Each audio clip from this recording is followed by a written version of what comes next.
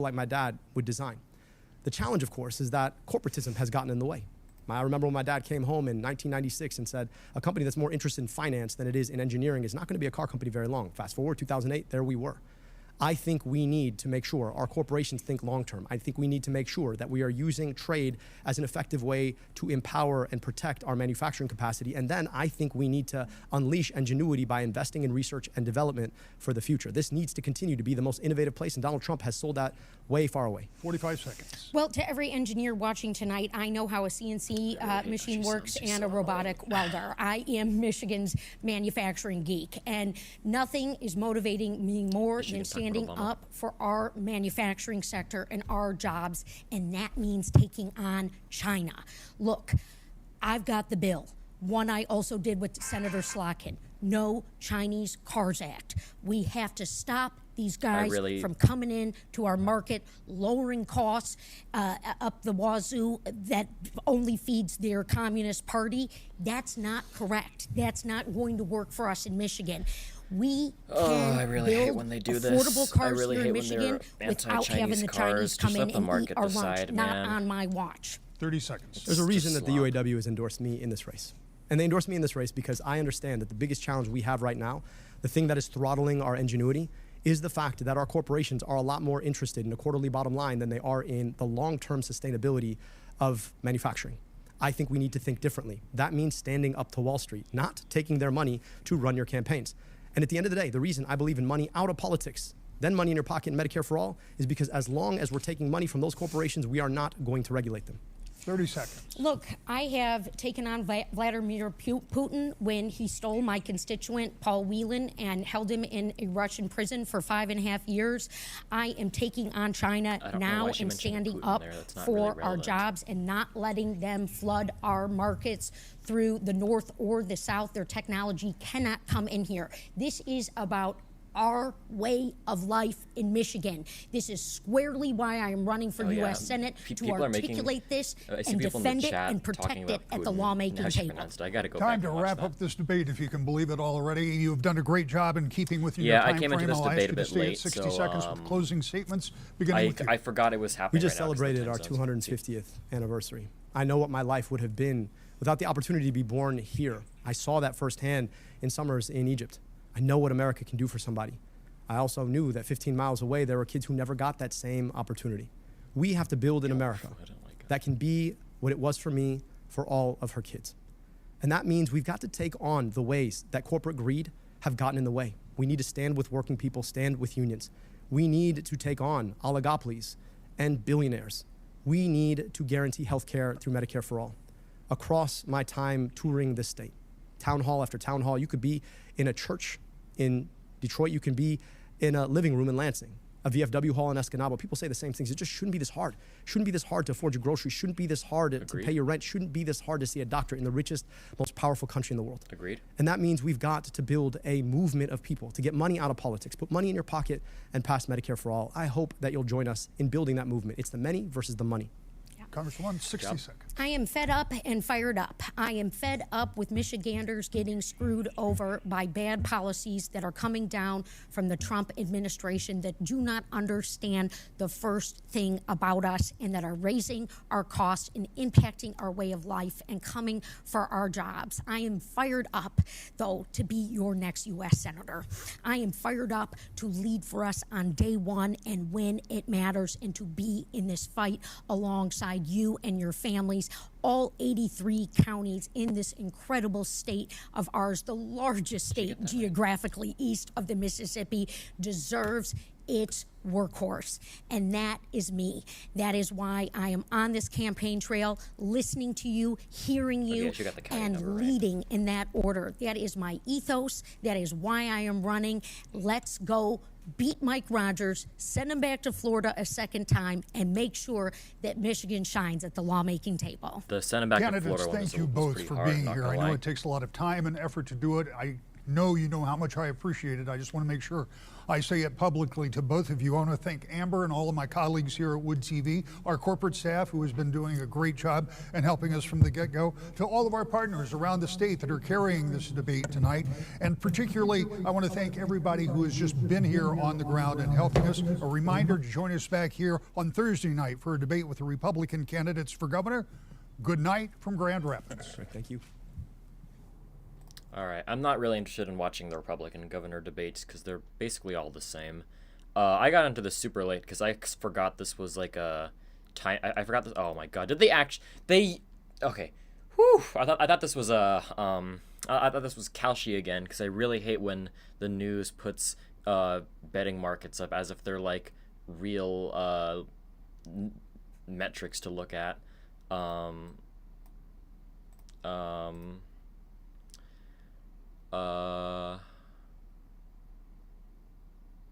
Anyways, after the debate, I'm watching to see sort of where those Mario supporters go, because I do think, and I heard Chris talking earlier, I do think some of them will gravitate toward El Sayed because they wanted sort of more of an anti-establishment message. But I wouldn't discount some of them going to Stevens as well. They share a base in critical Oakland County, and Stevens, she does well with Black voters. She's been pounding the Black churches and different things. So, the electability argument may not be, one that catches on, but I think that she's sort of been putting in some of the work that I wouldn't discount among reliable Democratic primary voters. Jeffrey, what are the numbers telling you, man? What are you seeing in this race, especially since McMurrow dropped out and we had maybe a bit of a swing? I need to go back and see how she pronounced Vladimir. They look down on people who work in local government. Lunch, not on my watch. 30 seconds. There's a reason that the UAW has endorsed me in this race. China now and their money to run your campaigns. And at the end of the day, the reason I believe in money out of politics, then money in your pocket and Medicare for all, is because as long as we're taking money from those corporations, we are not going to regulate them. 30 seconds. Look, I have taken on Vladimir Putin when he stole my... Hold on. What was that? What was that? 30 seconds. Look, I have taken on Vladimir Putin... Vladimir, what was that? Going to regulate them. 30 seconds. Look, I have taken on Vladimir Putin when he stole... 30 seconds. Look, I have taken on Vladimir Putin when... Putin. Yeah, she almost said Putin, which is funny. Well, that's interesting.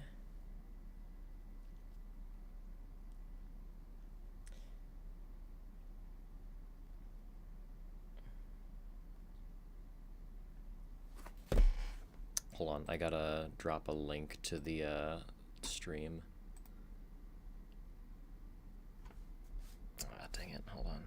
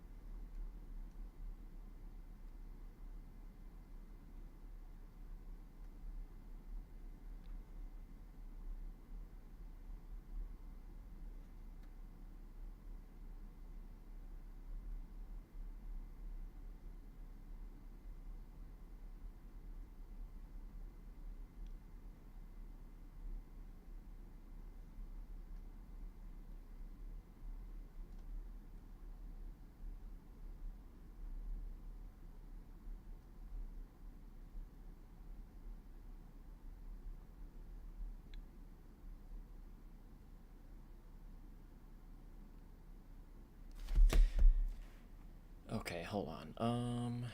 Let me just put on like a image real quick. What's that one image of Zoran and the dog? Or was he holding a cat? Oh yeah, he was holding a cat. Hold on. Let me take a picture of this because I need to put on a be right back screen, which I don't have one ready because I hold on. BRB.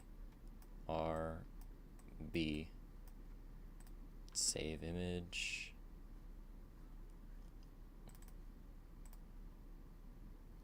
I hope that's legible.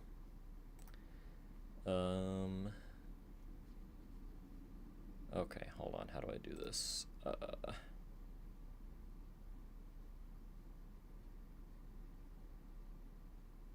don't remember how to do this on stream. Oh, image.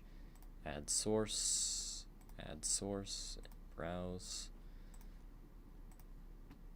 Okay. I will be right back. Hold on.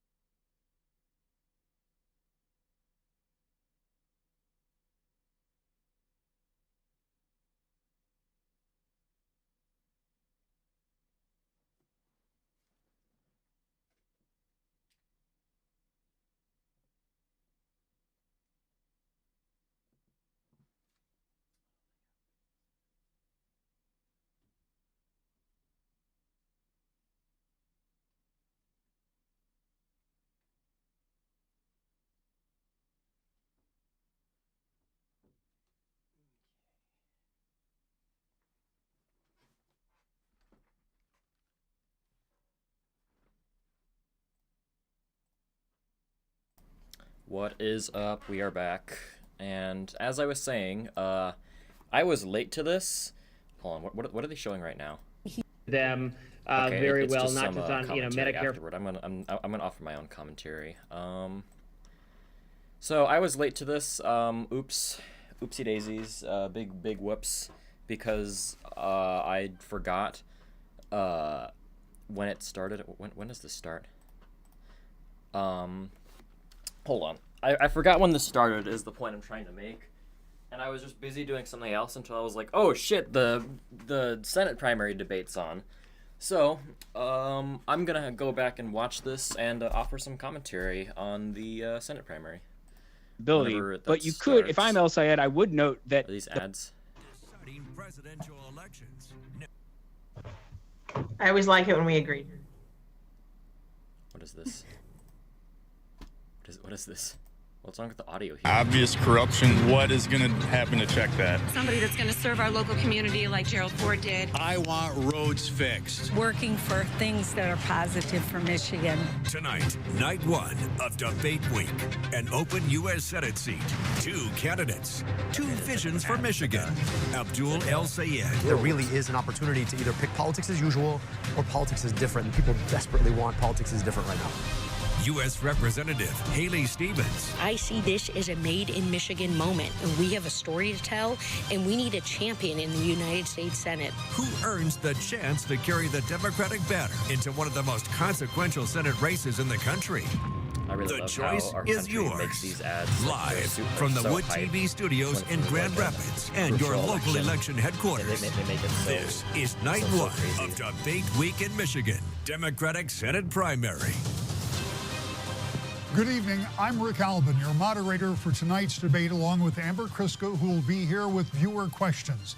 Candidates, welcome to you and welcome to viewers across the state watching here on Wood TV, our sister station, WLNS in Lansing, and partners in Detroit, Marquette, Alpena, Traverse City, and Flint. This truly is Debate Week in Michigan.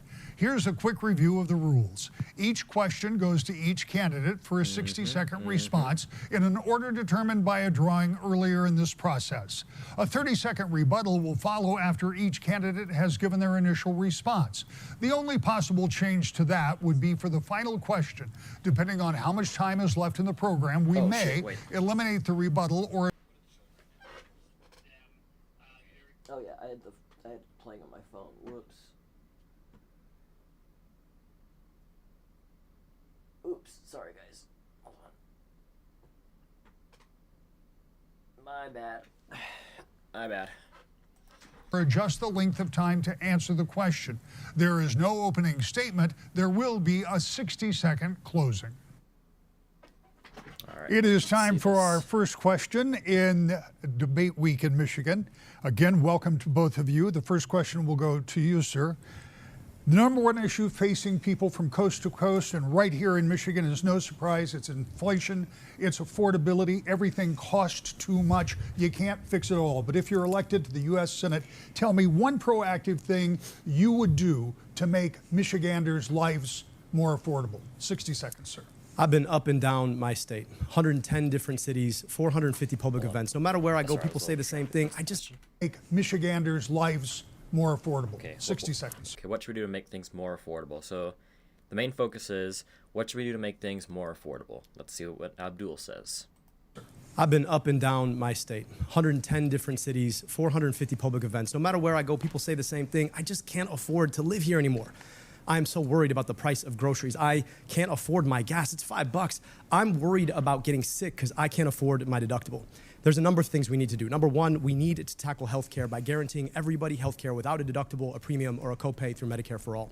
Number two, we need to stand up to the monopolies and oligopolies that are picking our pockets. Number three, we need to stand up to increase wages. And that means standing with unions like the UAW and the nurses who've endorsed us. It means making sure that we are standing with Michiganders in their moments of crisis by making schools somewhere that our kids can go, by addressing the potholes that cause punctured tires every time you try to drive anywhere. But all of this has to happen by way of getting the corruption out of our politics. So long as corporations are buying politicians, we can't actually enact these solutions because they're getting the policies that they signed up for when they pay for their politicians. That's a good answer. I think that when we have corporate influence in politics, it definitely dilutes the process of things. So if we have someone who's taking a bunch of money from DTE, for example, how do we trust them to stand up to DTE when they screw over Michiganders? I'm not from Michigan. I should make that clear, but this channel is going to be for politics, so I'm commenting on politics. So I don't know if it's Haley Stevens has Michigander, but I feel like the pronunciations that she dishes out are a little wacky. But anyways, I have heard lots of criticism from DTE on the left, and maybe just from Michiganders in general. And again, how do we trust someone to stand up to DTE when they're taking a bunch of money from DTE, which I think Haley Stevens does have money from DTE. Let's see, does Haley Stevens take money from DTE? DTE federal PAC contributions, Control F Stevens, Haley Stevens, okay, this is last year, 2,500. Okay, so these okay, last year is recent enough, but the point is she takes monies from the companies that are people.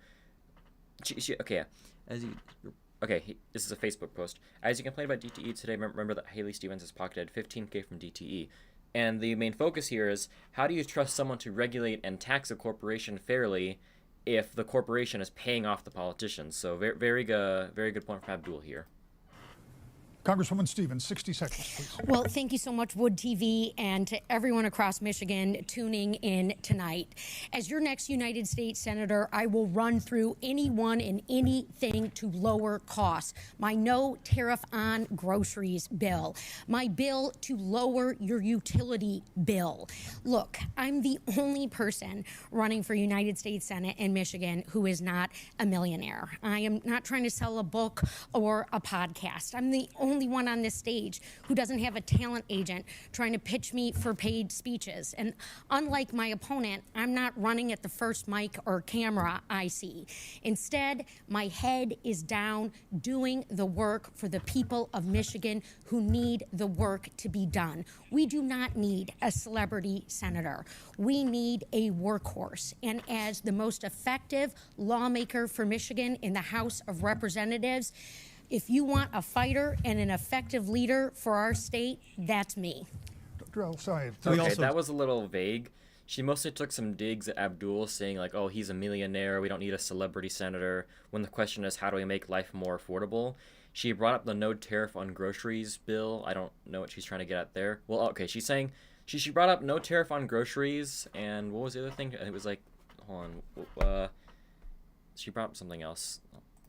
I'm the only person running for United States Senate in Michigan who is not a millionaire. I am one bill. My bill to lower your utility bill. A bill to lower utility bills. Okay. I feel like that's a little vague. I feel like there should be like more explanation behind that, like oh, we're gonna lower your utility bill by breaking up bad trusts and corporations. Okay, well, mainly bad trusts. But she just says lower utility bill. And no tariff on groceries. I don't understand why she touts that as if Abdul would not be against that too. I think every Democrat in their minds is against tariffs. Like they are completely like I don't know who in the Democratic Party is pro Trump tariffs right now. So I feel like that's kind of like a moot point.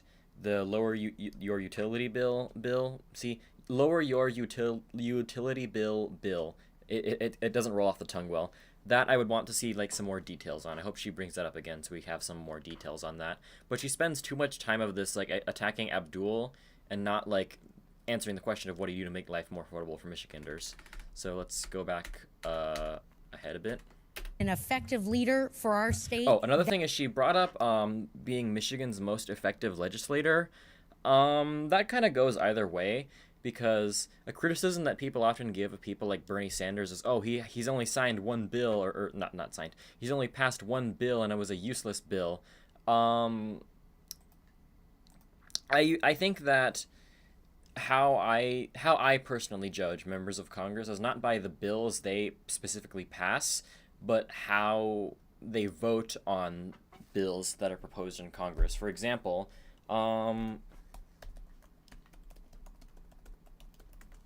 I'm going to the One Big Beautiful Bill Act's Wikipedia page. It was introduced by Representative Jody Arrington, and that is he's not even seeking re-election in 2026. That like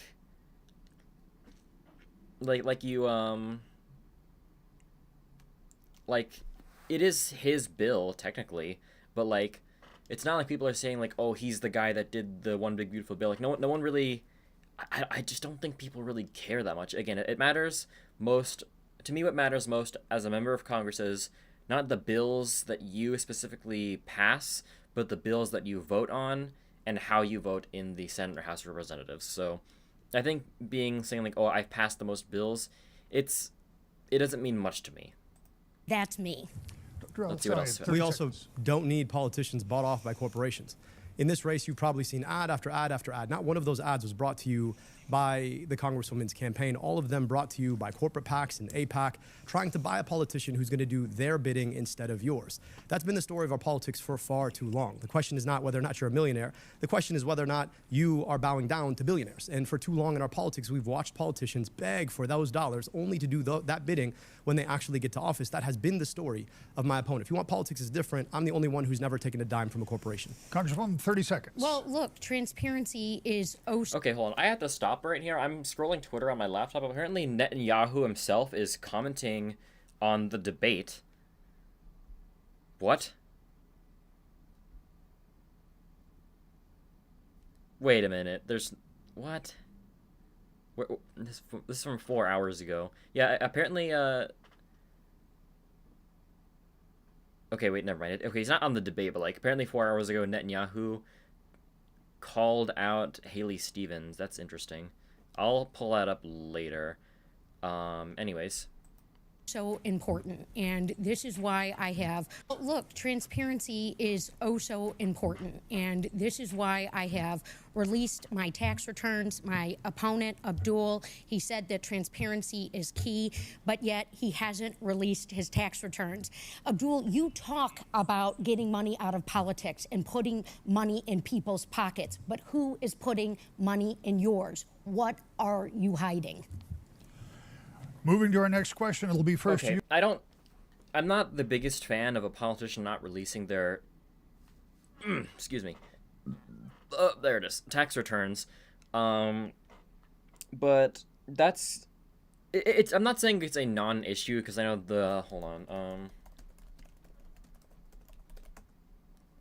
yeah, Trump very much refused to release his tax returns, and it's not okay when Trump does it, and I don't think it's okay when Abdul does it, but the thing is, like, that's very mild in comparison to her having so much corporate money, so much APAC money. Hold on. APAC Tracker, Michigan's congressional delegation. Haley Stevens is at how many? Almost $8 million, according to Track APAC. That is $8 million being paid to her to act on Israel's behalf. Not America's behalf, Israel's behalf. So that is way worse to me than Abdul not releasing his tax returns. And I have been spoiled that she does bring this up a lot in the debate. But again, I'm not saying it's a non-issue. I'm saying it's, in comparison to Haley Stevens' baggage, it's a very, very non-issue. But on its own, it's not a non-issue. You, Congresswoman, with a 60-second response, the Trump administration had been negotiating. I need to get my water bottle, which I accidentally put on my bed and not on my desk. Whoops.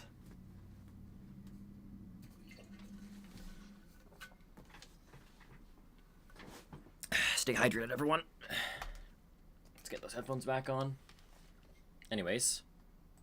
An agreement to end the conflict in Iran, but within the last hour, we are told that the United States military has launched a series of what they call powerful strikes after commercial ships were struck in the Strait of Hormuz.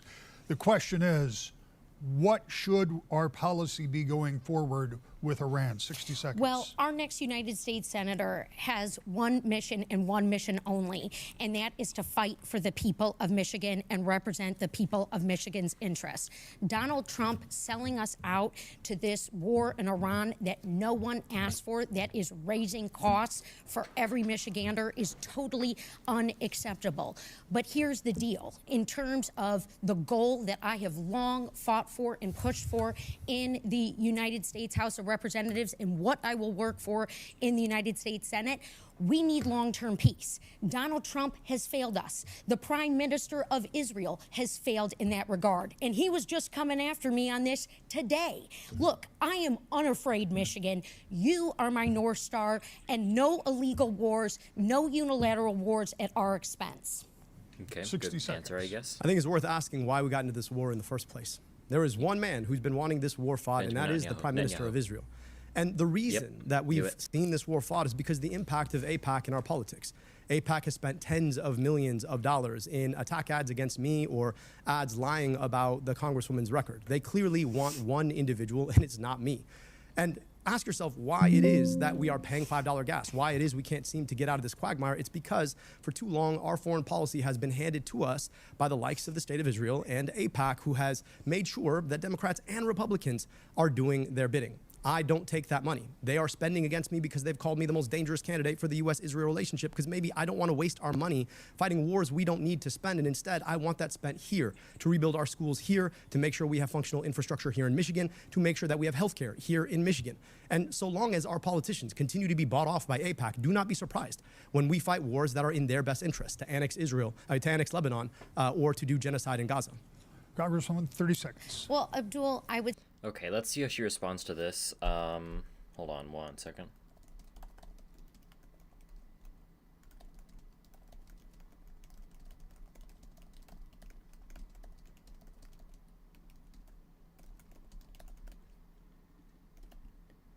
One moment, everyone.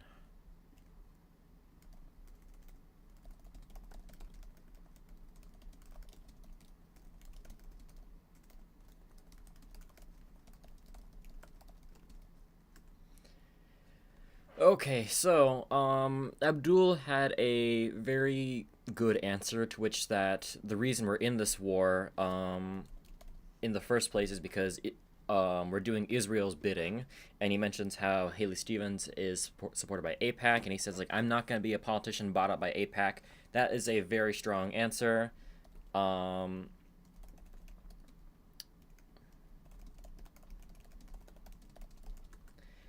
So that's a very strong answer he gives out, that he's not bought out by AIPAC, of which AIPAC drags us into these wars on Israel's behalf. He says Netanyahu is the reason we're in this war.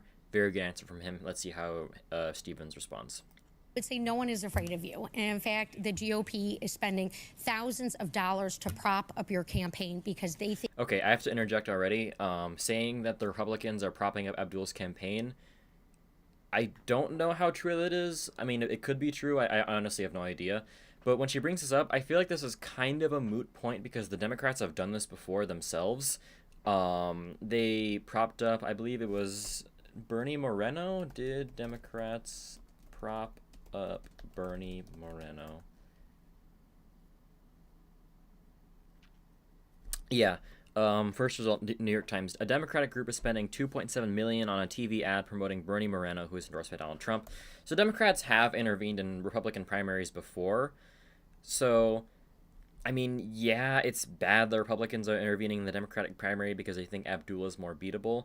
But, like, I still think it's kind of irrelevant because Democrats have done this too. Anyways. They will make it easier for Mike Rogers to win if you are the nominee. I do not plan to make anything easier for Republicans or Mike Rogers. What I do is I take on tough fights for Michigan, tough races, and I win for us. Haley Stevens is a chronic underperformer, and I believe, 2024 U.S. House races in Michigan. Whoops. Which districts? Just Control F Stevens. What'd she say? Let me see that again. make anything easier for Republicans or Mike Rogers. What I do is I take on tough fights for Michigan, tough races, and I win. Okay, take on tough races. In 2024, Haley Stevens got 58.2% of the vote. That is not really a tough fight. And in 2022, she got 61.3% of the vote. That's not really a tough fight. And I believe she underperformed Biden, but I don't remember. Hold on. Haley Stevens, in 2020, she was in MI11. She got 50.2% of the vote, while Biden got, hold on, my congressional district, 52% of the vote. So Biden overperformed Stevens. So, I mean, yeah, she's won tough races in the past, but her current district is not that much of a swing district. And her winning tough races in the past, I mean, she underperformed Biden, which is noteworthy. Obviously, we don't have any general election data to look for on Abdul, but, you know, just something I thought I'd mention. In for us. 30 seconds to wrap up this question. Well, you know, if Congresswoman Stevens makes it or Mike Rogers wins, either way, Israel will win. AIPAC is perfectly fine with either of my two opponents because they know that they will have a comfortable, reliable vote in the U.S. Senate. If you want politics to work for you, if you want politics to rebuild your schools or fix your infrastructure or to invest in your health care, you have an alternative choice. We're running to get money out of politics, put money in your pocket, and pass Medicare for all. There's a reason that both Chuck Schumer and Donald Trump don't want to see me on the inside of the U.S. Senate because I'm a threat to politics as usual. Moving on, but staying in the Middle East, despite a ceasefire, the humanitarian crisis in Gaza continues, and Israel maintains that eliminating Hamas remains essential to its security. What, if any, is the role of the United States in trying to resolve this long-standing impasse? 60 seconds, sir. I'll tell you this. For a long time, every president has said that they believe in a two-state solution. The problem, of course, is that our policy has been to subsidize the Israeli military to the tune of billions of your tax dollars every single year. And their goal is to foreclose on the possibility of a Palestinian state. I believe in international law. I believe we have to hold every country to international law, which means to me that we need to stop funding the Israeli military in unilateral blank checks. That also includes Egypt, that includes Saudi Arabia. I also believe that we cannot continue to sell weapons to a country that is doing human rights abuses, genocide, and apartheid. I also believe that we need to stop running cover for what has become a rogue state that is now trying to annex southern Lebanon. And I also believe that your money needs to be spent here. Because at the end of the day, the ultimate losers are you and me, the taxpayers who paid that money to provide good infrastructure, build schools, provide health care for our own kids, not to watch it get sent to buy bombs and tanks that end up annihilating other people and their children. Very, very good answer. I want to go back to that, though. Hold on. States in trying to resolve. Our policy has been here. Fund the Israeli military, every country to international law, which means to me that we need to stop funding the Israeli military in unilateral blank checks. That also includes Egypt. That includes Saudi Arabia. I don't know if this is going to bring... I don't know if it's going to be brought back up in the debate or not. He says withholding funding from Egypt and Saudi Arabia. I'm definitely a proponent of that because Egypt is a dictatorship. And Saudi Arabia, I mean, there's a lot of things we can go on why we shouldn't fund Saudi Arabia. So I think it's good that he also brought up not funding them either. Just wanted to mention that it's good he brought those up too. I also believe southern builds that has to be also, yeah, this is a very good message from Abdul. Not to Congresswoman, 60 seconds. The goal has to be long-term peace, and this is what I have longed worked for. I stood alongside families who had relatives taken hostage by Hamas, and I called for a permanent ceasefire. The difference between my opponent and myself on this issue is that I believe in a two-state solution. I can say that Israel has a right to peacefully exist alongside the people of Palestine and in Gaza. It is very clear that Mr. Netanyahu has not made us safer, has not brought us closer to peace, and he's endangered Jews here in America and around the world. This is why he was just trashing me today on CNN. I am not afraid of bullies. I am not afraid to stand up, and I continue to stand up for humanitarian aid, for the U.S. to work with the countries in the region and get aid into Gaza. 30 seconds. Okay, that was a okay answer, I guess, and she brought up Netanyahu trashing her. So it turns out that was before the debate. Sorry, I got the math on that wrong. But yeah, I'll pull that up later, maybe. I don't know. Look, I believe in equal rights to peace, dignity, and self-determination for Palestinians and Jewish Israelis alike. But the question I think the Congresswoman needs to answer is, why has she allowed $40 million of outside spending, the bulk of it coming from AIPAC, to come into this race? I don't think Benjamin Netanyahu is attacking her to actually attack her. I think he's attacking her to try and steer away the stink of how staunchly she stands for their policy. So let's take that opportunity. Explain what you've given away for AIPAC support in this race. 30 seconds to wrap up. No one owns my vote and no one owns my policies.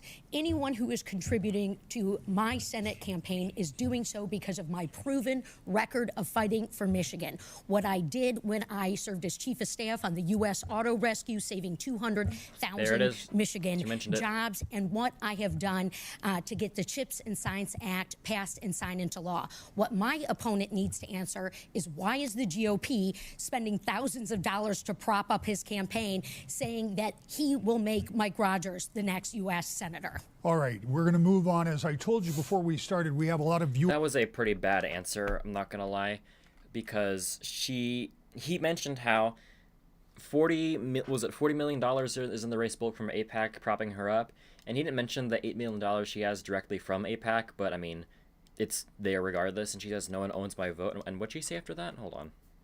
Doing so because of my proven... Seconds to wrap up.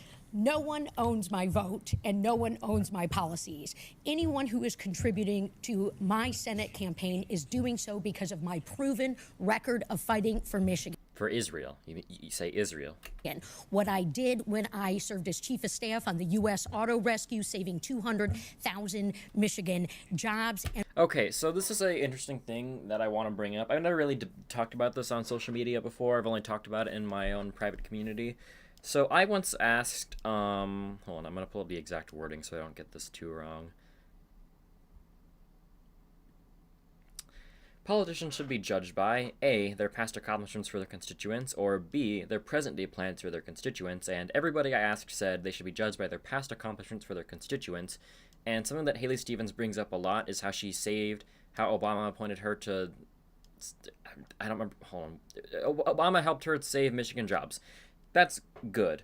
But the thing is, me personally, sometimes I judge politicians more often by what they're going to do if I elect them rather than what they did in the past, because the 2008 financial crisis, we're coming up on almost 20 years of that.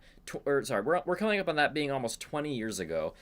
I was not around for that, really. I was a baby. But, like, I mean, it's good that she brings up, like, her past record of, like, fighting for Michigan, but, like, I don't really care. Like, I want to see what she wants to do to fight for Michigan now, rather than telling me about how you fought for Michigan almost 20 years ago. That's just my personal opinion, though. I think it's fine if you judge people by their past accomplishments, and having a good record is a very good thing for a candidate. Obviously, more like outsiders, like some of the people that Mamdani backed, minus Lander. Lander has experience for Congress. They don't have like a proven record, but their present-day plans to fight for their constituents oftentimes outweigh their opponent's past record, and obviously it did outweigh the three opponents' past records. Well, not Reynoso. I don't think Reynoso had like a... Okay, maybe I'm going off track here, but the point is, I think personally that we judge politicians by their present-day plans for their constituents and not by what they did almost 20 years ago. Again, it's good that she brings that up, but me personally, I want to hear about now and not then. And what I have done to get the CHIPS and Science Act passed and signed into law. This is also just another thing I want to say. I don't think I've heard a single, like, Democratic-aligned voter talk about the CHIPS and Science Act just, like, at all. I'm not saying it's not a good piece of legislation. I just, like, barely ever hear people talk about it these days. Opponent needs to answer is, why is the GOP spending thousands of dollars to prop up his campaign, saying that he will make Mike Rogers the next U.S. Senator? And as previously mentioned, this is kind of a moot point because Democrats have propped up Republicans before, so it's no different than when a Republican props up a Democrat. All right, we're going to move on, as I told you before we start. In fact, I think a Democrat. Hold on. 2022 Michigan House of Representatives election. Control F Gibbs. Yes. So, when there was a primary in Michigan 3 in 2022, where the Democrats boosted John Gibbs over Peter Maher. I don't know. He's the part of the family that like owns that like big grocery store chain in Michigan. So they were trying to boost this one Republican guy because the Democrats thought he would be easier to beat. And that just goes to how, again, Democrats have done the whole boost Republicans thing in Michigan before, of all states. We have a lot of viewer questions. Amber Kriska is my colleague, and she will be presenting those. You'll be able to see them there. You'll be able to hear them in the studio. If for any reason they are not clear, let me know, and I will repeat them. Here is Amber with our first viewer question. A lot of questions on this next topic, bipartisanship. This is from Mark Newman. In the spirit of bipartisanship, talk specifically about how you will reach across the aisle. Name a particular project that you will champion that will require working with the opposing party. Congresswoman, 60 seconds. Well, I don't have to just talk about what I would do. I can certainly talk about what I have done in terms of passing bipartisan legislation like the CHIPS and Science Act. But to answer our viewers' question very specifically, I have a plan to lessen Michigan and the United States' dependence on China, to lower cost and to create those good manufacturing jobs. That is day one legislation for me in the United States Senate. And look, there is a reason why the Center for Effective Lawmaking recognized me as the most effective lawmaker for Michigan in the Congress. Because I fight for us, I win for us. Debbie Stabenow has endorsed my campaign. Our Attorney General Dana Nessel has endorsed me for United States Senate because of their fight for Michigan and their results for Michigan and them seeing the same in me. And so, yes, when we talk about manufacturing, when I bring in my my supply chain bill to the floor, I feel really excited about getting other colleagues on the Republican side to join me. Thank you. We move on. Dr. Elsia. Okay, I want to watch that again just so I can fully get some thoughts on We'll that. repeat them. Here is Amber with our first. That will require working. I don't have to just talk about what I would do. I can certainly talk about what I have done in terms of passing bipartisan legislation like the CHIPS and Science Act. But to answer our viewers' question very specifically, I have a plan to lessen Michigan and the United States' dependence on China, to lower cost and to create those good manufacturing jobs. That is day one legislation for me in the United States Senate. And look, there is a reason why I feel like that's kind of moot because you should bring that up like day now in the U.S. House of Representatives, but all right. And the Center for Effective Lawmaking recognized me as the most effective lawmaker for Michigan in. She's really hitting that desk a lot, or podium. I don't know. She's really hitting that thing a lot. She's bringing up how she's the most effective lawmaker. Again, I personally don't judge members of Congress by how many bills they pass, but rather the bills that they vote on. Because they're like a lot of the defenses I see of Biden's presidency is like, oh, he signed more bills than any other president. But to me, I'm like, yeah, but were they good bills? I mean, some of them were good, some of them were some of them were not. But yeah. In the Congress, because I fight for us, I win for us. Debbie Stabenow. Okay, here's a new drinking game. Take a shot every time Haley Stevens slams her fist on the podium. Has endorsed my campaign. Our Attorney General Dana Nessel has endorsed me for United States Senate because of their fight for Michigan and their results for Michigan and them seeing the same in me.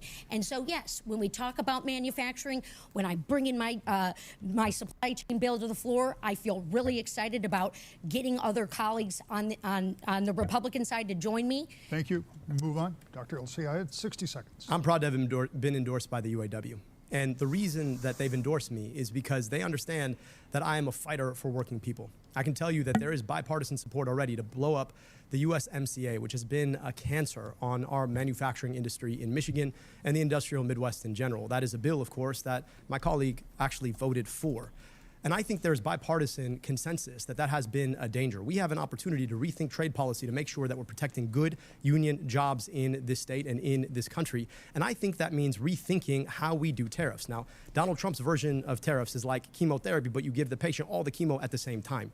I think there's an opportunity where you pace it out. You think critically about how you protect critical budding manufacturing industry, and that you are transparent with your trading partners about how you do this in an effort to build long-term sustainable manufacturing jobs. I've heard a lot from Republicans saying that they want to bring manufacturing jobs back.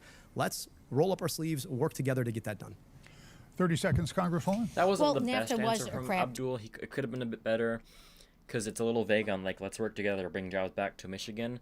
But obviously that needs a concrete plan. And in my upcoming video about the promise to Israel, or promise to America, I mentioned how a lot of their entire website is just platitudes without any real policies or plans behind them. So I feel like there should be more elaboration. I mean, obviously he ran out of time. There should be more elaboration on what it means to work with Republicans to bring jobs back to Michigan. I do like that he commented on USMCA. I am not really a proponent of free trade. I'm against tariffs and I'm against free trade because, you know, free trade does kind of screw over the workers at times. You know, Bernie Sanders was very against the Trans-Pacific Partnership Agreement. So I think that it's interesting that he pointed that out because, like, I didn't expect him to bring that up, which is good, I guess. Deal, and it hurt a lot of Michiganders. And what is also hurting us right now are Donald Trump's reckless policies that Mike Rogers has said he wants to rubber stamp. There's a reason why the Gordie Howe Bridge isn't open, and Mike Rogers is rubber stamping that. There's a reason why a trade war is going on with Canada. Small businesses all over Michigan losing revenues as a result. I thought he was going to take on China. I've got the bill to do that and to lessen our dependence and grow manufacturing jobs. I've done it once before, and I'll do it again as Michigan's next senator. 30 seconds. And the reason that the big corporations always get their way when it comes to free trade is because they buy off politicians to do their bidding. Everybody knew USMCA was not going to solve the problem. Everybody knew it. And yet, they bought the votes to get their way. And now you can buy a cheap TV, but you can't find a manufacturing job that can actually feed your family. That is the devastation of corporate-bought politics. As the only candidate who's never taken a dime from a corporation, you know I'm going to stand up for you. It's the reason. Again, the UAW, nurses, AFT have all supported us because when it comes to the choice between working people and corporations, I will pick people every time. Yeah, and it's that was a very good answer from Abdul. Honestly, don't have a lot to say about this, but just that was a great answer from Abdul. only reason you haven't released your tax returns. All right. There's the tax. Oh, I think the debater is shutting her up. 15 labor unions are endorsing me. Thank you. I yield, Rick. Yes. Amber has another. Sure, go Can I ahead. respond? Quickly, very quickly. Yeah, I took the same extension that the Congresswoman took every I'm single talking year about she your was tax in returns, Congress. Abdul. Every You haven't single year. released your tax returns. All right, we're You gonna don't I think this is like the 4th time she's brought up tax returns. need an I extension think to do there's that. there's a Who's process putting there. money in your pocketbook? We're going to move forward with another viewer question. Amber is here with another viewer who wants to know where the two of you stand.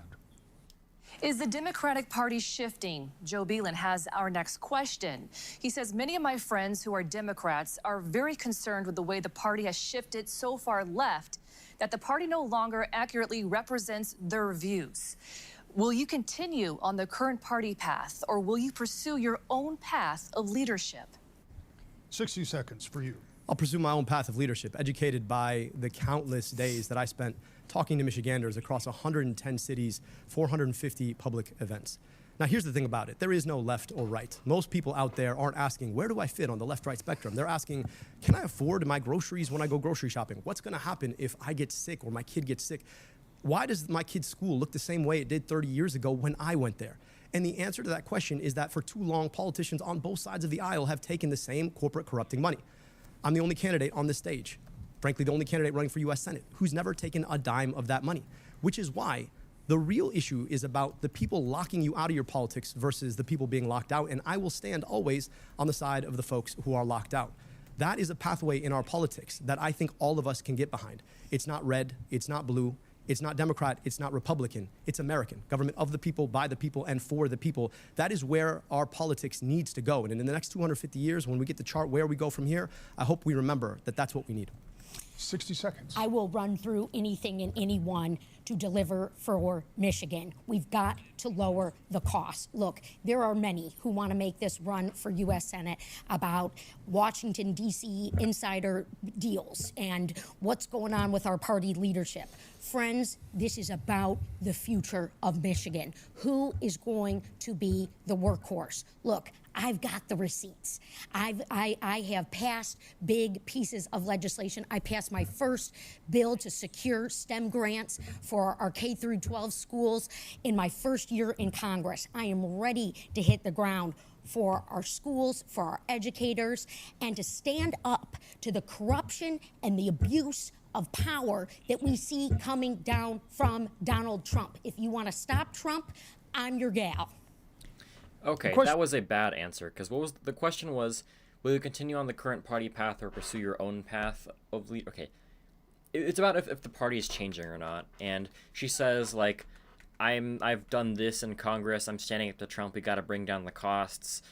Educated by the countless days that I spent. Path of leadership. 60 seconds for you. I'll pursue my own path of leadership, educated by the countless days that I spent talking to Michiganders across 110 cities, 450 public events. Now, here's the thing about it. There is no left or right. Most people out there aren't asking, he actually where do tried I to make fit it on the like a left-right focus spectrum? They're on asking, politics. can I afford my groceries when I go grocery shopping? It's America. Secure. Welcome down. If you check the facts, the Surprised when they betray you. Something on the just we need politics. This. From Donald Trump. If you want to stop Trump, I'm your gal. And that was a hard pivot of hey, we need to stop Trump. Gotta stretch. And her focus there is stop Trump. But again, the whole thing started of like party leadership and how the Democratic Party moves.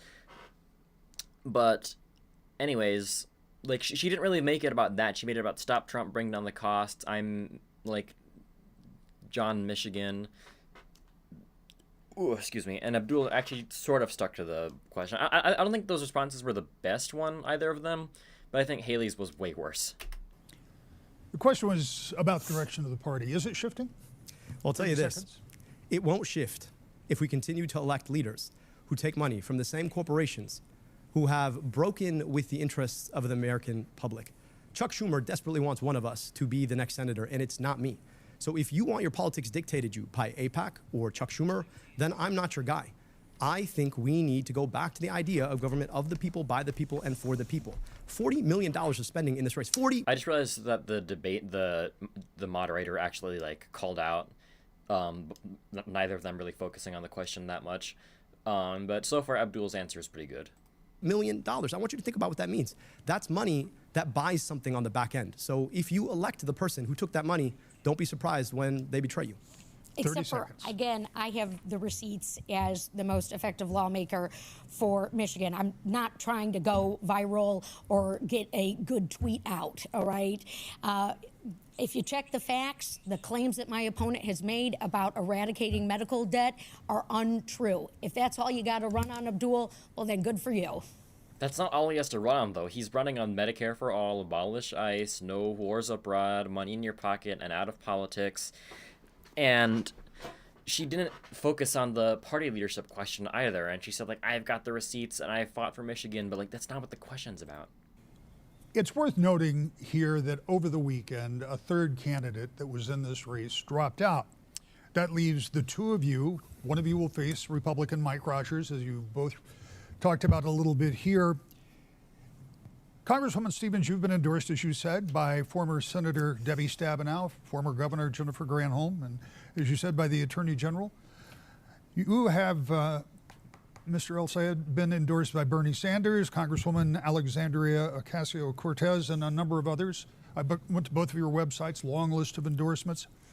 Is this race not only about control of the U.S. Senate, which it may well come down to, but is this race also for control of the Democratic Party? Is there something else on the line here? 60 seconds. Well, I'm not going to let the pundits or the prognosticators make any such determination. What was that? Prognosticators? I've never heard that word in my life. For me, this has always been about Michigan. I am the daughter of small business owners who met at Oakland University. My dad is 81 years old and still driving his Ford F-150 with the word Stevens Landscaping on the side, and he's drinking his water. Look, it's that value of hard work, that ethos that I grew up with that has always long motivated my approach to public service. And the reason I have put up my hand to run for U.S. Senate is because of what I'm hearing from Michiganders, because a fully paralyzed veteran reached out to me and asked me if he was still going to get his benefit check because he saw Elon Musk walking around with a chainsaw. I have stood up, I have called these guys out, and I am stopping these abuses of power. And you better believe from the United States Senate, Michigan's voice will be heard with me. 60 seconds.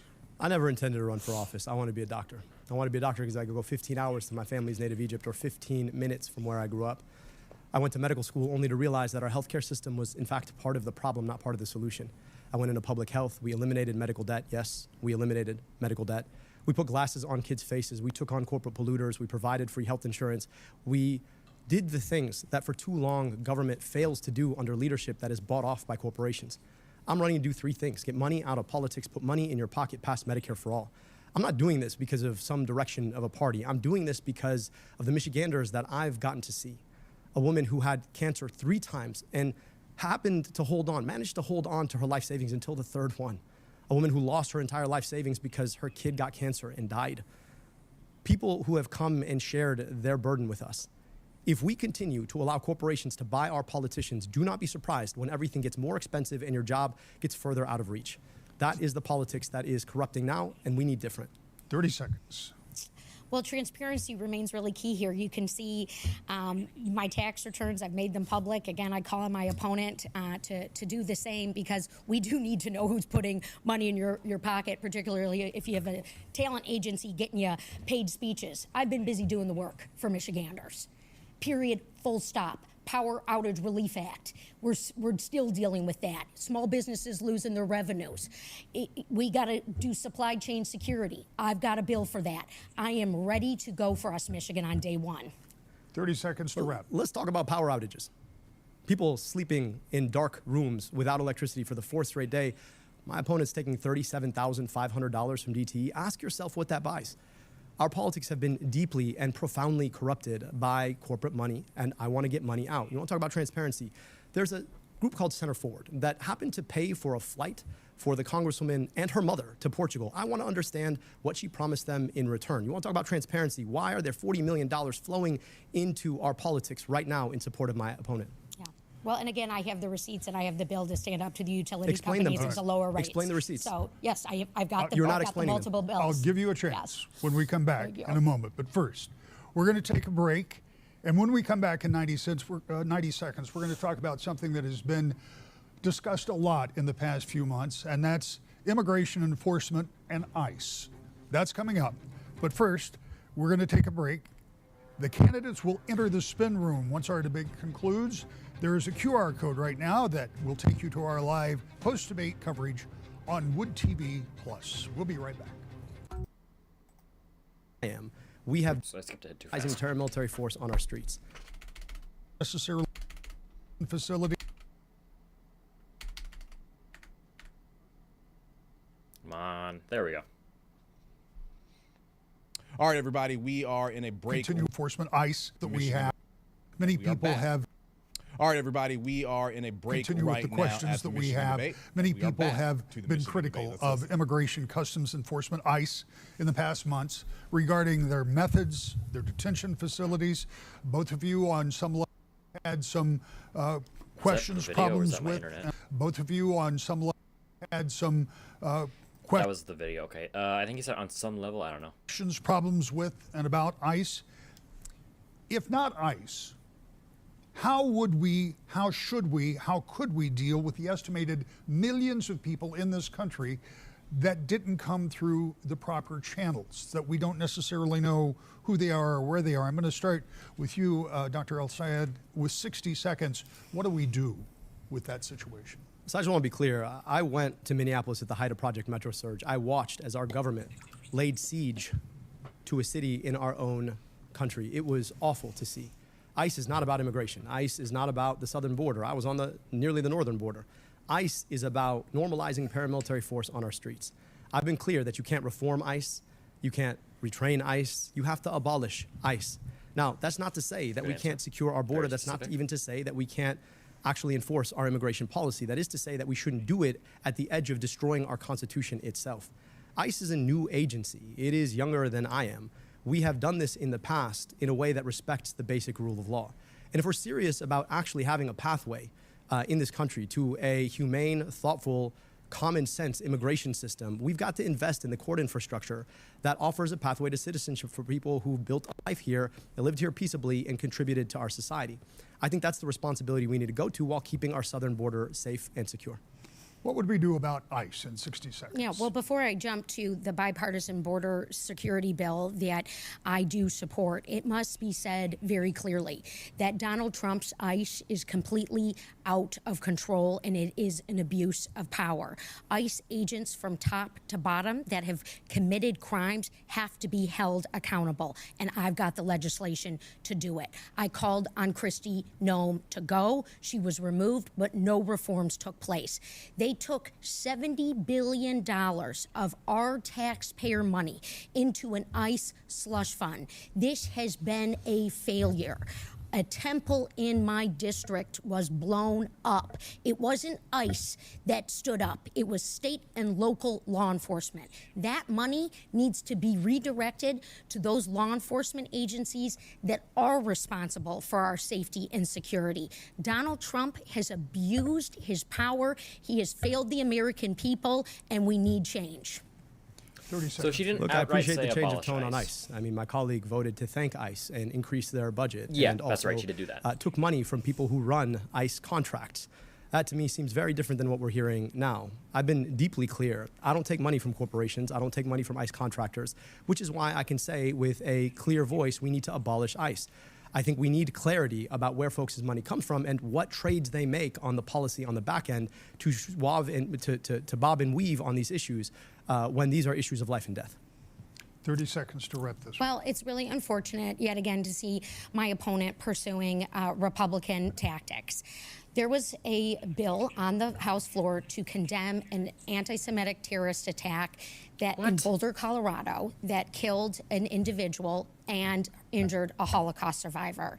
Instead of bringing us together, Republicans put in a cynical point about thanking ICE. I am always going to stand up to violence, and I just wish my opponent wouldn't pursue the cynical approaches of Republicans when we do need to be united.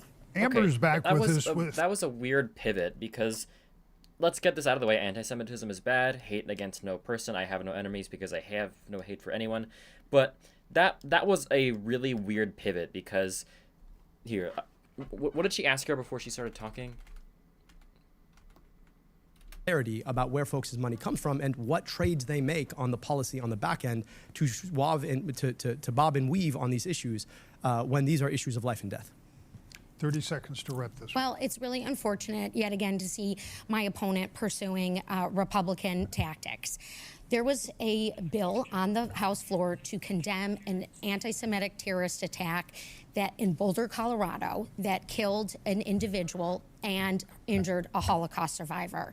Instead of bringing us together, Republicans put in a cynical point about thanking ICE. I am always going to stand up to violence, and I just wish my opponent wouldn't pursue the cynical approaches of Republicans when we do need to be united. Amber's so back she doesn't with... outright support abolishing ICE based on her statements. She did vote to thank ICE.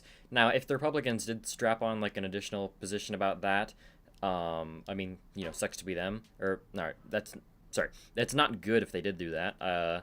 But like, she doesn't.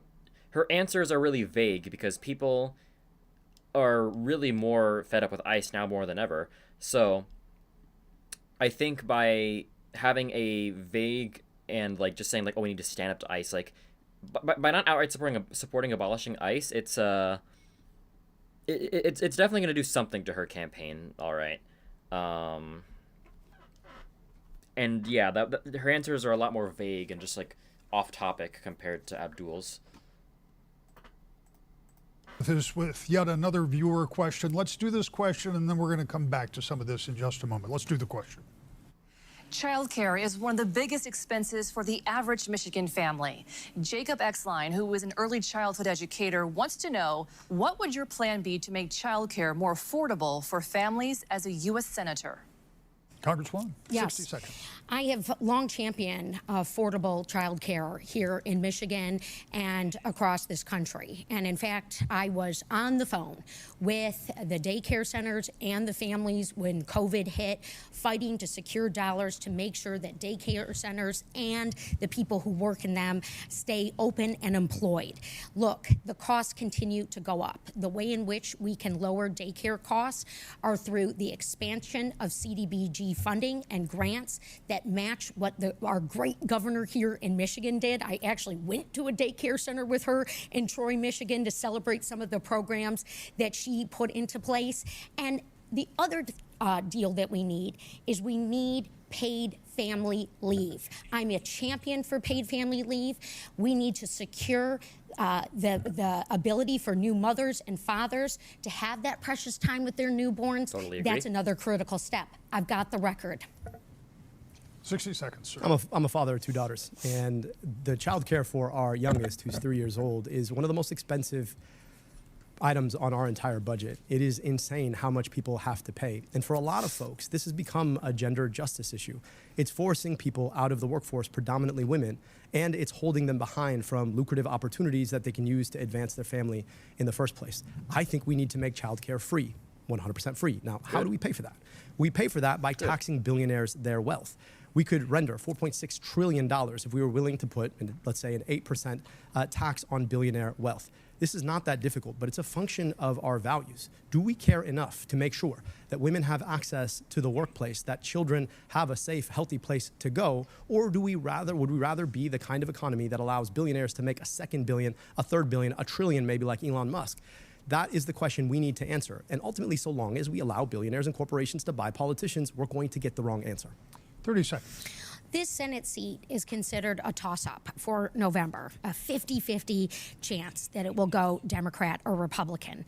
The one thing that I do is I win tough races. I flipped a congressional seat that was long held by... You want somebody who's electable. The last 3 polls in a row show that I'm the most electable Democrat in November. Why? Because you got to actually fight for something. It's not enough to offer people 2 options that kind of look the same on the issues that matter the most.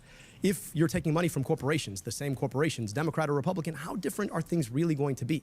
I'm offering an opportunity to actually invest in what we want to fight for healthcare that is guaranteed, for an economy that works for working people, for finally getting corporate money out of our politics. Well, with all due respect to Abdul, I think he looks a lot like more like Mike Rogers than I do. What? Okay. Let me make it clear. I saw a tweet where she said, "Oh, you look like Mike Rogers," like before I watched this, but Jesse, what the hell are you talking about? Oh my goodness, this lady is getting on my nerves. Oh my goodness. All right, so we have apparently scratched the surface on a couple of differences between the two of you, and this is not scripted, and this is not something that's planned, and the people in the control room are about to pull their hair out, but I want to give you 30 seconds, and I want to give you 30 seconds to pursue whatever this is that's going on here. Obviously, you've got a question about some of the money in her campaign. You've got a question about some of the money in his pocket. Yeah. 30 seconds, go. Well, look, my opponent wants to make this race about lies and attacking my integrity and the work that I have done for the people of Michigan. Look, I was the person from Michigan on the team working on President Obama's auto rescue. I have a proven track record that I am proud of fighting for this state, standing up to special interests, and I have 15 labor unions standing alongside me in this fight and some other proven individuals as well. So can we stop the lies, and can we get the transparency out that my opponents long talked about? I'd love to stop the lies that are being told on TV by organizations like the Center for Democratic Priorities, which, by the way, didn't exist until it started to run ads for my opponent. Like the United Democratic Progressives, which, by the way, is a front for AIPAC. Like Center Forward, which bought airline tickets for my opponent for her mother and herself to go to Portugal. I don't know what they talked about. I don't know what they did. So if we want to talk about lies, I think it's really important for us to understand who's paying for them and what was said on the back end to allow them to be told. Because $40 million, it doesn't come for free. So is the GOP... I'm glad we got that all cleared up. So we're going to get back to these questions. I want to talk about data centers for a minute. Oh boy, here we go. I'm going to give you a premise. Here we You can go. agree with it, you can disagree with it, but here's my premise. Data centers are going to be built somewhere no matter what happens in Michigan. So the question is, are we better off to have some of those centers here, or should they be actively opposed, as they have been by many citizens in meeting after meeting across the state? And it's first to you, sir. 60 seconds. Look, right now people are scared to death that there's going to be this gigantic data center put in their backyard so people like Mike Rogers can make gender-affirming videos about how buff they really are. I think we have to be serious about the fact that these pose real dangers. And the people who are pushing them are the richest, most powerful corporate CEOs in the history of our economy. And so we've put forward a terms of engagement. We want to make sure that if you want to put a data center anywhere, that it's going to meet the following terms: all union labor, no raising our utility rates, increasing our utility reliability, not touching our water, and then there has to be a community benefits agreement that's negotiated in good faith with all the money put up in escrow, and this has to be fully enforceable, including shutting down the data center. That has to be passed at the federal level. Now, here's the thing. Big AI has huge super PACs that guess who they're funding, not me, the other person on this stage. And so the question for us is, are we willing to actually do what it takes to protect people from these risks? Or are we going to let them roll us, just like corporations continue to roll our politicians over and over again? Congresswoman, 60 seconds. Yeah, well, look, the citizens need to be heard on innovation and data centers. And it is up to federal lawmakers to secure the tax code so that... Or what happens in Michigan. So the question is, or was they have to use... They're put in their backyard. Look, right now people are scared to death that there's going to be this gigantic data center put in their backyard so people like Mike Rogers can make gender-affirming videos. For us, well, look, the citizens need to be heard on innovation and data centers, and it is up to federal lawmakers to secure the tax code so that these gajillionaire enterprises are paying their fair share. It is unacceptable that rates would go up as a result. I want to force these data centers to pay the utility bills and to pay water bills for folks. And look, I also want to secure Michigan being on the forefront of innovation and manufacturing. I visited hundreds of manufacturing shop floors. They are using this technology. We want the jobs. We just can't afford to force the workers to pay for it. And look, yet again, my opponent takes jabs, except for he won't denounce the GOP when they are funding his operation and his candidacy, and now bragging about the false polls that they're putting out that he's going to be the best one to beat Mike Rogers. That's me. 30 seconds. I'm sure everybody out there thinks that Republicans really want me to win this race. Sure. The real question is, how much money has the AI industry spent in this race? And why are they spending it? And whose vote are they buying? And what does that mean for you? If you want a future where AI is fully unregulated, where we lose, 50% of our jobs, where a data center sits in your backyard, you have a choice. If you want someone who's going to stand up for the people against the corporations, you also have a choice. Notice, none of the answers actually speak to any of the points I'm making about the money that is being spent in these races to corrupt our politics. 30 because seconds. I have This is, by the way, around when I clocked into the debate. Abdul gave a good answer there, but I think Haley Stevens, that wasn't really a good here. I need to go back on that. Yeah, I think that he's going to be the best at GOP and force unacceptable that rates would go up as a result. I want to force these data centers to pay the utility bills and to pay water bills for folks. And look, I also want to secure Michigan being on the forefront of innovation and manufacturing. I visited hundreds of manufacturing shop floors. They are using this technology. We want the jobs. We just can't afford to force the workers to pay for it. And look, yet again, my opponent takes jabs, except for he won't denounce the GOP when they are funding his operation and his candidacy, and now bragging about the false polls that they're putting out that he's going to be the best one to beat Mike Rogers. Okay. That's me. So once again, she pivots on the question about data centers to attacking Abdul for his campaign allegedly being propped up by Republicans. And once again, she's pivoting towards, again, this question was about AI and data centers, and she says, like, oh, the Republicans are propping up and they're putting up fake polls. Regarding the polls question, I don't know exactly how, like, real those polls are, because I know that the pollster that put out those not pro-Abdul, but the polls that had Abdul winning, the polls, like, the pollster is new as far as I'm aware, but again, she's pivoting towards, talking about this and not like the actual like questions being asked. Also, I don't know if you can hear it on the live stream recording or not, but I'm playing video games because I mean this is kind of about when I clocked into the debate, into the debate, and I'm bored. Anyways, let's keep playing. 30 seconds. I'm sure everybody out there thinks that Republicans really want me to win this race. Sure. The real question is, how much money has the AI industry spent in this race? And why are they spending it? And whose vote are they buying? And what does that mean for you? If you want a future where AI is fully unregulated, where we lose, 50% of our jobs, where a data center sits in your backyard, you have a choice. If you want someone who's going to stand up for the people against the corporations, you also have a choice. Notice, none of the answers actually speak to any of the points I'm making about the money that is being spent in these races to corrupt our politics. 30 because seconds. I have receipts, and the people who are watching this need to evaluate who is running for U.S. Senate, the chief lawmaking role in this country that has the record, that is not a show horse, that is not, I am not someone trying to go viral and shouting into a bullhorn about problems. I am delivering. That is not something my opponent can say. He's great at attacking, and he's great at covering up that his father-in-law is running his super PAC that's spending millions of dollars for him. All right.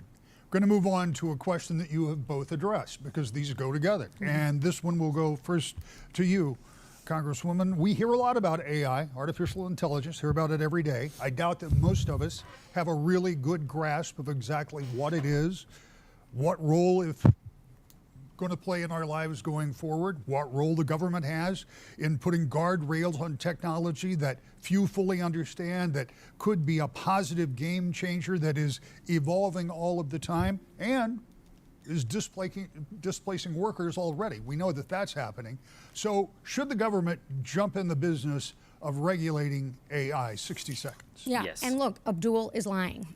Again, he has a super PAC that is run by his father-in-law that has spent millions of dollars on his behalf, and the GOP is also spending money. It's good to know that his father-in-law isn't involved with AI. Here is the deal. I passed my first AI bill into law in 2020, all right, in my first term in Congress. I have supported resources to invest and protect in the privacy for consumers and to stand up for the little guy, particularly small businesses who need equitable investment, Black-owned businesses like ones I visit on the regular, who oftentimes are getting the short end of the stick, and they certainly are from Donald Trump. I want to make sure that resources are coming into our communities and that jobs are protected and maintained. We can do this here in Michigan. We just need the right leadership, and I believe that is me. Do we need to regulate AI? 60 seconds. Absolutely. First, I just want to be clear. The National Nurses United is not my father-in-law. Working Families Party is not my father-in-law. The UAW is not my father-in-law. But I also want to speak to the fact that we do need to regulate AI. And so long as we are taking money, the party is taking money from the AI industry, it's not likely to happen. I proposed a plan putting AI under democracy. What does that mean? That means that I want to make sure that legacy internet companies no longer own the means of creating AI. That AI corporations are spun off as public interest corporations, and that at least 50% of their boards are publicly appointed, meaning through the democratic process, I also want real clear guardrails on what AI can and can't do.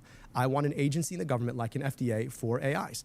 And I want to make sure that we pass our terms of agreement. I can say all this because I'm not bought off by the AI companies. You talked about that 2020 regulation. That was a giveaway to the AI industry. So yes, if you want someone who's really effective at giving giveaways to the AI industry, you have your option in this race. 30 seconds. Well, I'm pleased that my opponent read my deep fake bill to better detect the use of AI, particularly with our children. It was written alongside the National Institute of Standards and Technology, and I am proud that that passed. And you should be supporting it, not attacking it. But that seems to be the only thing and stunt that he can pull while the GOP is supporting his campaign. And look, I worked really hard to make sure that Kamala Harris was going to get elected and that Donald Trump would be stopped. Like, and Abdul my is opponent about to be did confused nothing. by Kamala Harris. I don't know what Kamala Harris has to do with AI. Yep, there it is. But I don't know why I Kamala want to Harris speak was to the mentioned fact either. that right That was now really we have a random. choice. $40 million. We're being outspent 30-1 in this race, 30-1. That money is coming in from AIPAC. Their goal is to make sure that our money is sent abroad to kill other people rather than kept here to invest here. Now, the question you might be asking is, what does it have to do with a question about AI? Government will continue to work for the people who buy off government so long as we allow people to buy off government. It is that simple. And you're seeing a case in point of that. This next question is one that I take very seriously. I suspect many of the viewers do as well. The national debt is more than $39 trillion.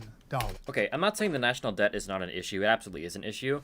But I'm gonna keep it real with you, fam. I don't think about the national debt very often as an issue, and I don't know anyone who does think about it often as an issue. Again, I'm not saying it's not an issue. I just don't really think about it a lot as an issue. But let's see what they have to say, because honestly, I forgot. $39 trillion. Now, the interest on that debt's about $1 trillion a year. CBO says by 2036, it'll be about $2 billion a year. That'll be about 25% of every dollar that comes into the national treasury. What do we do to begin to reduce this burden that will be passed along to your children and likely their children? Would you raise taxes? Would you vow to cut spending? What would you do? 60 seconds. Look, as everyday Michiganders know, that a budget sheet is about money in and money out. And for a long time, folks on the conservative side want to tell us that it's all about money out. We're spending too much. But then they do two things. They cut taxes for the richest people in society, and then they cut things like healthcare.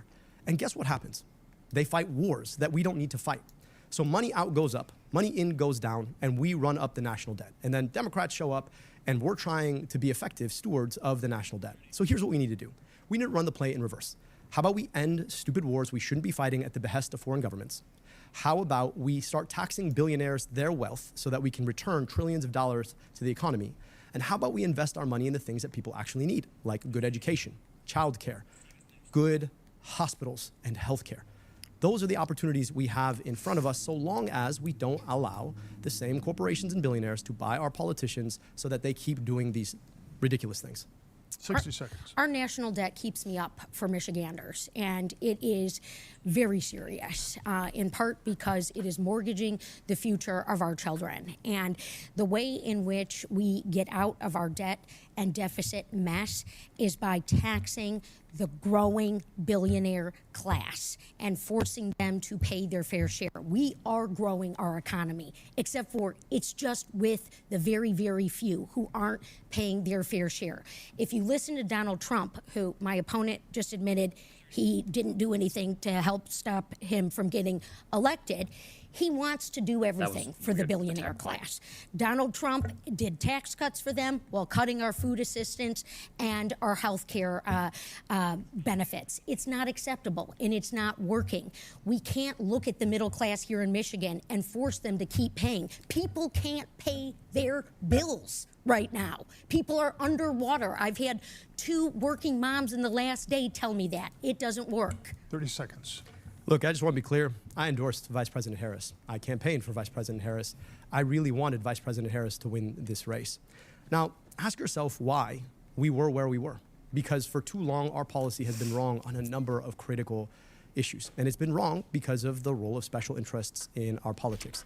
The same exact special interests who get their way when it comes to our tax system, the same exact special interests that have us fighting stupid wars we shouldn't be fighting, the same special interests who are funding my opponent.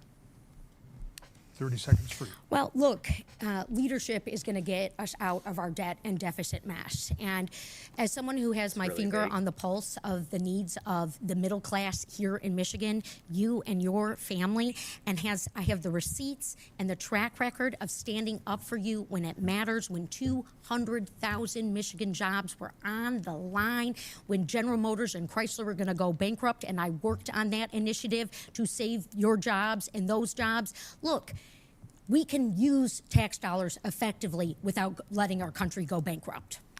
Here's another question that Amber has for us, and this one kind of goes along with what we're talking about. Here's Amber. Social Security is a top issue for many Michiganders. This next question is from Mark Luxford. As a senior, Social Security is a very important issue to me. What is your opinion of the proposal to guarantee adequate funding for this critically important program by raising, or better yet, eliminating the income cap for the FICA tax that funds Social Security?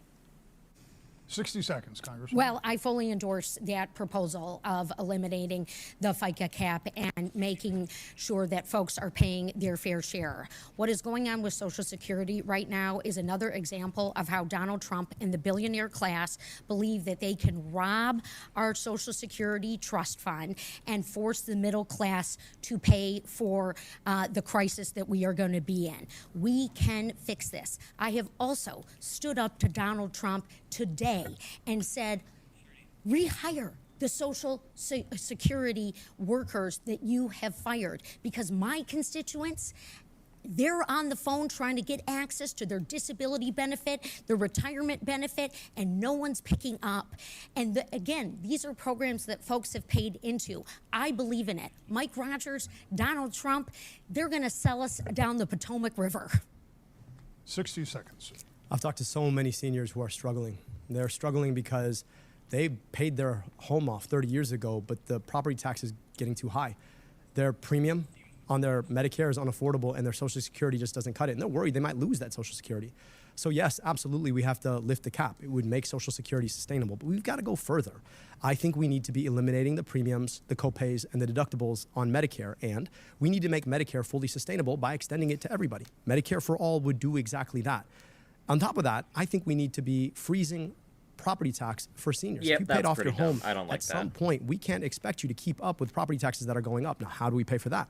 Well, again, if we tax billionaires their wealth, if we were to invest in the Department of Education so that we're paying centrally for public schools in an equitable way, there are a lot of opportunities for us to lift the burden off of seniors who've done their job. They've worked extra hard. They deserve a dignified retirement, and we've got to be thinking about how to offer them that.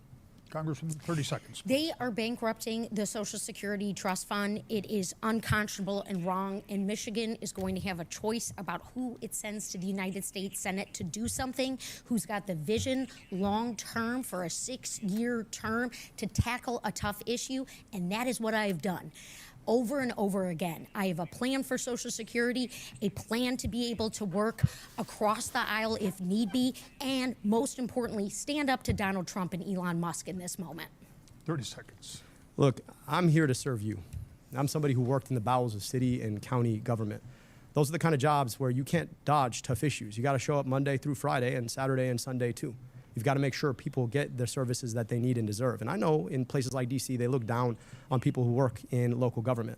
But I also think that we need that viewpoint in the U.S. Senate right now. We also need the viewpoint of a doctor, somebody who understands what it's like to make sure that you look people in the eye and deliver for them.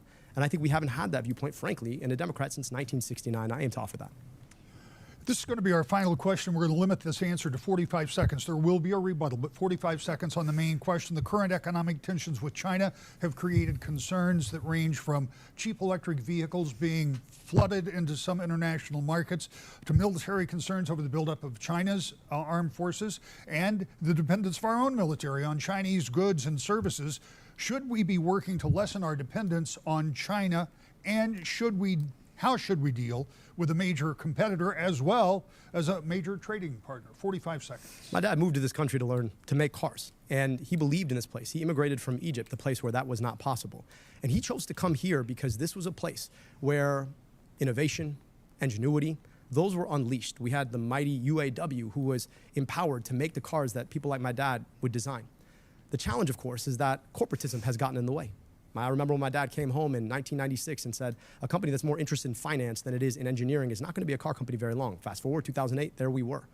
I think we need to make sure our corporations think long-term. I think we need to make sure that we are using trade as an effective way to empower and protect our manufacturing capacity. And then I think we need to unleash ingenuity by investing in research and development for the future. This needs to continue to be the most innovative place, and Donald Trump has sold that way far away. 45 seconds. Well, to every engineer watching tonight, I know how a CNC machine works and a robotic welder. I am Michigan's manufacturing geek, and nothing is motivating me more than standing up for our manufacturing sector and our jobs, and that means taking on China. Look, I've got the bill. One I also did with Senator Slotkin. No Chinese Cars Act. We have to stop these guys from coming in to our market, lowering costs up the wazoo that only feeds their Communist Party. That's not correct. I actually saw someone on Twitter say this. I haven't heard the phrase up the wazoo in a while. I totally agree. I have not heard anyone say that in a long time. Oh, wait, it's not working. There we go. That's not going to work for us in Michigan. We can build affordable cars here in Michigan without having the Chinese come in and eat our lunch. Not on my watch. 30 seconds. There's a reason that the UAW has endorsed me in this race. And they endorsed me in this race because I understand that the biggest challenge we have right now, the thing that is throttling our ingenuity, is the fact that our corporations are a lot more interested in a quarterly bottom line than they are in the long-term sustainability of manufacturing. I think we need to think differently. That means standing up to Wall Street, not taking their money to run your campaigns.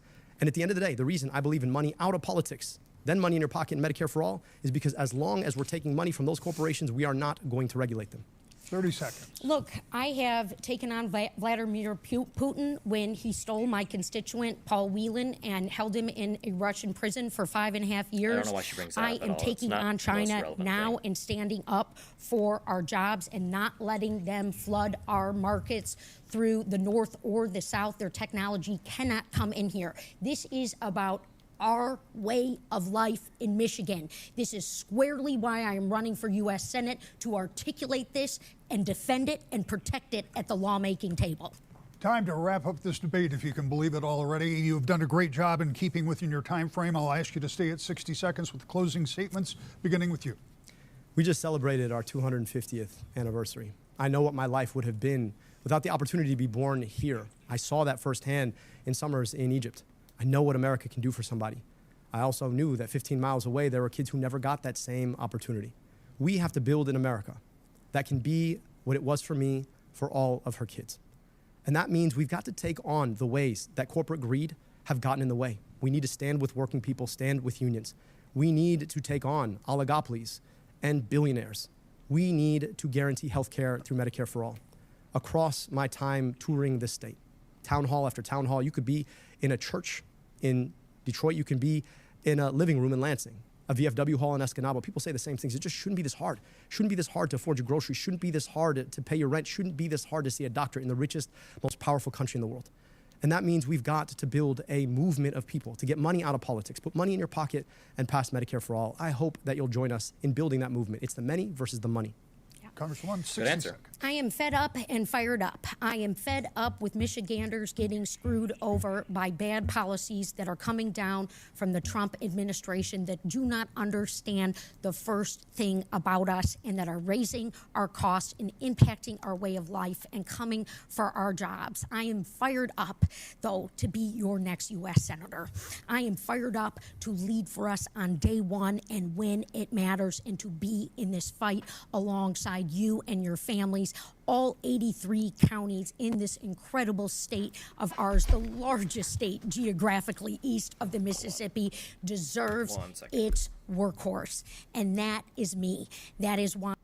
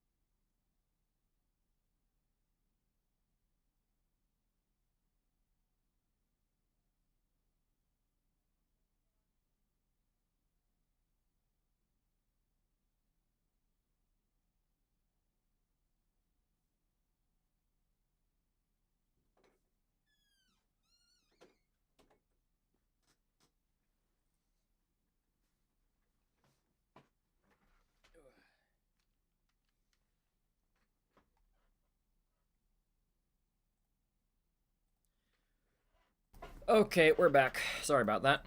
I am on this campaign trail, listening to you, hearing you, and leading in that order. That is my ethos. That is why I am running. Let's go beat Mike Rogers, send him back to Florida a second time, and make sure that Michigan shines at the lawmaking table. Candidates, thank you both for being here. I know it takes a lot of time and effort to do it. I know you know how much I appreciate it. I just want to make sure I say it publicly to both of you. I want to thank Amber and all of my colleagues here at Wood TV, our corporate staff who has been doing a great job and helping us from the get-go, to all of our partners around the state that are carrying this debate tonight. And particularly, I want to thank everybody who has just been here on the ground and helping us. A reminder to join us back here on Thursday night for a debate with the Republican candidates for governor. I'm not going to. Good night from Grand Rapids. Right, thank you. So, let's wrap things up on the debate. I think Abdul did a way better job than Haley did. I think he got his points across in a more clear way, which is good. He definitely has, like, his vision for the country is a lot more clear. And his wording overall is just a lot more clear. But where Haley, when like, okay, it's a lot to get across, but Abdul is like, I'm trying to think like how I should word this. He's a very effective communicator, and Haley's like attacks are really just like they're really like issues and just like overall not really relevant in any way. And like, okay, I think her touting her record is like, I think it's fine. Ooh, excuse me. It's fine when politicians do that because, you know, you got to have like some kind of track record of like being able to stand on things. But like she has basically no response to any of Abdul's attacks on her. She just like attacks him back, and her attacks are just really out there. Like, randomly saying like, oh, you wanted Trump to win or whatever she was saying. Like, I don't know where that comes from. And he directly claps back on that, saying like, I endorsed and campaigned for Vice President Harris. There's like people who like joke that she like sounds funny. I don't think I should really take that seriously, but like it definitely doesn't help with her not really being the best communicator. Like, she doesn't hit back on him saying like, oh, you have millions of dollars from AIPAC at all. She really did not listen to the moderator questions very well. And I just think she didn't really do the best. Abdul, he did pretty okay. I don't like that he said the no taxes on seniors thing or whatever. That's just sloppyism. I don't like that. But honestly, I think that's the worst thing I can say about Abdul in this debate. Closing thoughts is I think that Abdul definitely won this.